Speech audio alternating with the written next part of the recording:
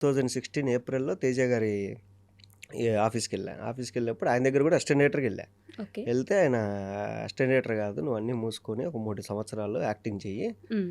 నీకు అదే బావుంటది. వద్దు అన్నాడు. ఓకే. సరే ఓకే. ఎందుకు సార్ అంటే, లేదురా డైరెక్షన్ కానీ యాక్టర్ అయితే నీకు కనీసం డబ్బులొస్తాయిరా అంతో ఇంతో మిగిలించుకుంటావు అన్నాడు. హ్మ్. ఇప్పుడే గంట కింద ఆయన దగ్గరికెళ్ళి హ్మ్. నా ట్రైలర్ చూపిచ్చి, ఆయన బ్లెస్సింగ్స్ తీసుకొని, హుహు. ఆయనతో నా పోస్టర్ లాంచ్ చేపించుకొని వచ్చిన. ఏమన్నారాయన? నువ్వు బాగా సంపాదించుకుంటావు అని చెప్పినా గానీ, హ్మ్. సంపాదించిందంతా తెచ్చి మళ్ళీ ఈడే పెట్టుకుంటావు అని నేను అనలేదురా అన్నా. ఏమో సార్ అనిపించింది పెట్టాలని అన్నా. సో, హ్మ్. నాకెందుకు అనిపించిందంటే, ప్రొడ అంటే ప్రొడక్షనల్స్ ఒకటి స్టార్ట్ చేయాలి. నాతో పాటు నాకు తెలిసిన మా ఫ్రెండ్స్ అందరినీ కొంచెం ముందుకు తీసుకెళ్ళాలని ఉండేది. హ్మ్. లాక్‌డౌన్‌లో 100 రోజులు లాక్‌డౌన్ తర్వాత ఊరు నుంచి వచ్చా హైదరాబాద్‌లో. సో, కరోనా తగ్గిపోయింది ఫస్ట్ వేవ్. హ్మ్.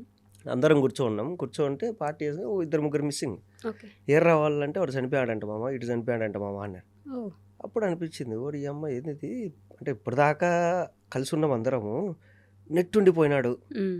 అంటే ఇప్పుడు ఎవరన్నా ఒక ఫీల్డ్‌లో ట్రై చేస్తూ ఏదో ఒక రోజు ఈడు కొడతార్రా అనుకుంటాం. కానీ ఒకరోజు వాళ్ళు లేకుంటే హ్మ్. అనిపించింది. సరే ఓకే. ఏం చేద్దాం?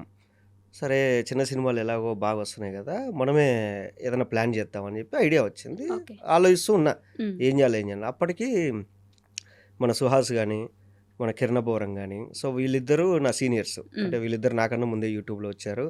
యూట్యూబ్‌లో షార్ట్ ఫిల్మ్ చేసుకున్నారు.